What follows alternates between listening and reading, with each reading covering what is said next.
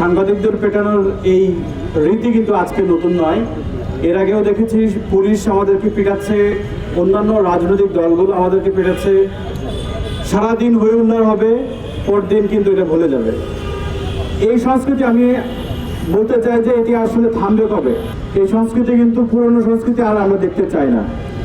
এর আগে আমরা দেখেছি যে নির্বাচনের আগের দিন নির্বাচনের এক সপ্তাহ আগে রাজধানীতে পুলিশ বেধড়ক পিটিয়েছে সাংবাদিকদের, সেটারও কিন্তু বিচার হয়নি। পুলিশের একটা সংস্কৃতি হলো কোনো বাহিনীর দ্বারা যদি আক্রান্ত হয় কোনো কেউ, তাকে ফল নিয়ে দেখতে যাবে, একটা ছবি তুলবে, পোস্ট দেবে, শেষ। কিন্তু সংশ্লিষ্ট ব্যক্তি কর্তার কোনো বিচার হয় না। এর আগে দেখেছি রাজনৈতিক অন্যান্য দলগুলোর একই কাণ্ড আমরা দেখেছি। তারা হচ্ছে সাংবাদিকদের সঙ্গে তারা মারধর করে এসে পরে রাতে আবার একটা ছবি তুলবে, ফল দিবে, সমবেদনা জানাবে, তারপর শেষ। আজকেও কিন্তু একই ঘটনা পুনরাবৃত্তি দেখেছি। জামাতের দ্বারা সকালে হামলার শিকার হয়েছে সাংবাদিকরা। কিছুক্ষণ পরেই দেখেছি যে সোশ্যাল মিডিয়া তারা এখানে এসেছেন, তারা সাংবাদিকের কাছে এসে সমবেদনা জানাচ্ছেন, তারা আশ্বস্ত করার চেষ্টা করছেন, তার বিচার করবেন। কিন্তু এটা দুদিন পরেই কিন্তু আবার এটা সবাই ভুলে যাবে, যে লাউ সেই কত। আজকের এই মানববন্ধন থেকে আমরা বলতে চাই, এই সংস্কৃতি যদি এই জামাত আজকে যে সংস্কৃতি ঘটিয়েছে তারা যদি এটি বন্ধ করতে না পারে, এর পরিণাম কিন্তু আসলে ভালো হবে না। সাংবাদিকরা কিন্তু যখন কলম কিংবা ক্যামেরা উঠেই নেবে, তখন কিন্তু হাজারবার চিল্লাচিল্লি করলেও কিন্তু সাংবাদিকদের আপনারা পাবেন না। সাংবাদিকরা কিন্তু সেই সাংবাদিক যাদের কাছকে পিটিয়েছেন, তারা কিন্তু সেই সাংবাদিক যে সময় আপনারা 5ই আগস্টের আগে ভোরবেলায় ফজরের পরে মিছিল করতেন, আমাদের কাছে কিন্তু তথ্যগুলো আপনারা পৌঁছাইতেন, আপনারা মিছিল করবেন। সেই মিছিলগুলো আমরা কিন্তু কাভার দিয়েছি। সেই সময়কার কাভার দেওয়ার কথা কি আপনারা কি ভুলে গেছেন? আজকে আপনাদের সুদিন এসেছে, সংসদে গিয়েছেন, প্রধান বিরোধী দলে আপনারা অবতীর্ণ হয়েছেন, সাংবাদিকদের সাথে আপনাদের প্রশ্নের মিলবে না, প্রশ্ন আপনাদের মন মতো হবে না, এতে করে আপনাদের ক্ষিপ্ত হয়ে সাংবাদিক পেটাতে হবে। আপনাদের নেতাকর্মীদের যদি আপনারা নিয়ন্ত্রণ করতে না পারেন, আগামী দিনে কিভাবে চলবেন? আপনাদেরকে বলা হয় আপনারা সুশৃঙ্খল দল।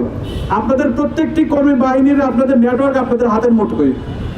আপনারা এক ক্লিকেই নাকি সারা বাংলাদেশ অচল করে দিতে পারেন। আজকে যে কাণ্ড ঘটিয়েছে আমাদের কর্মী সমর্থকরা, সেটার জবাব আপনারা কিভাবে দেবেন? আমি বলতে চাই, আজকের এই মানববন্ধন থেকে প্রতিটি সংবাদকর্মীর চাওয়া, আগামী 24 ঘন্টার মধ্যে যদি যেই সংশ্লিষ্ট নেতাকর্মীদের যেই অপরাধ প্রমাণিত অলরেডি আছে, যে সকল নামগুলো ইতিমধ্যে আসা শুরু হয়েছে, তাদের বিরুদ্ধে যদি আপনারা ব্যবস্থা না নেন, আমরা কিন্তু কর্মসূচি ঘোষণা করতে বাধ্য হব। সবশেষ একটা কথাই বলবো, যদি 24 ঘন্টার মধ্যে যদি আমরা দৃশ্যমান যদি শাস্তির ব্যবস্থা আমরা দেখতে না পাই, আমরা প্রয়োজনে জামাতের সকল কর্মসূচি বয়কট করব। আজকের এই কর্মসূচি আমরা এখানে শেষ করছি। সবশেষ 24 ঘন্টা আলটিমেটাম দিয়ে গেলাম। আগামী কালের মধ্যেই সেই দৃশ্য আমরা দেখতে চাই, জামাত কি ধরনের ব্যবস্থা নিচ্ছে। এই হামলার ঘটনায় বিচার দাবি করছেন। জামাতের নেতাকর্মীরা যেখানে হামলা করেছে, সেই জামাত ইসলামের কাছে আপনারা বিচার দাবি করছেন। এটা খুবই হাস্যকর ব্যাপার। আসলে দল কখনো তাদের নেতাকর্মীদের বিচার করে না, সুরক্ষা দেয়, এবং দল যতটুকু করে সাময়িক বহিষ্কারের নামে একটা নাটক করতে পারে, এটুকুই। আমরা বিগত দিনে দেখেছি সাংবাদিকদের উপরে রাজনৈতিক দলের যে হামলার ঘটনা ঘটেছে, সেগুলোতে সাময়িক বহিষ্কার হয়েছে, পরবর্তীতে আবার সেই বহিষ্কার তুলে নিয়েছে। আমরা পুলিশ দেখেছি হামলা করেছে, পরে দুঃখ প্রকাশ করেছে, সাংবাদিকের ফল ফ্রুটস নিয়ে দেখতে গেছে, এরপরে এই পর্যন্তই শেষ হয়ে গেছে। আসলে আমরা সাংবাদিকদের সুরক্ষার জন্য নিজেদের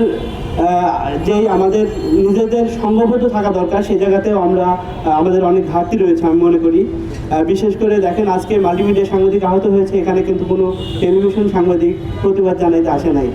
আমাদের সাংবাদিক কমিউনিটি বা পত্রিকা সাংবাদিক এখানে খুব একটা খুঁজে পাবেন না। অতএব আমি বলি, আমাদের নিজেদের সুরক্ষার জন্য নিজেদেরকেই সচেতন হতে হবে এবং সংঘবদ্ধ থাকতে হবে। পাশাপাশি আজকের যে হামলার ঘটনা ঘটেছে, আমি মনে করি এটা রাষ্ট্রের দায়। যখন রাজনৈতিক দলের কর্মীরা সাংবাদিককে পিটাচ্ছে, সেখানে পুলিশ প্রশাসনের কর্তা ব্যক্তিরা বা পুলিশ সদস্যরাও কিন্তু উপস্থিত ছিল, তারা সেটা ঠেকানোর জন্য তাদের কোনো ধরনের আমরা প্রচেষ্টা দেখিনি। অতএব আমরা মনে করি রাষ্ট্র সাংবাদিকদের নিরাপত্তা দেবে এবং সাংবাদিকদের সুরক্ষার জন্য যে ধরনের আইন প্রণয়ন করা দরকার সেটা করবে, এই প্রত্যাশা রেখে আমি আমার কথা শেষ করছি। আসসালামু আলাইকুম।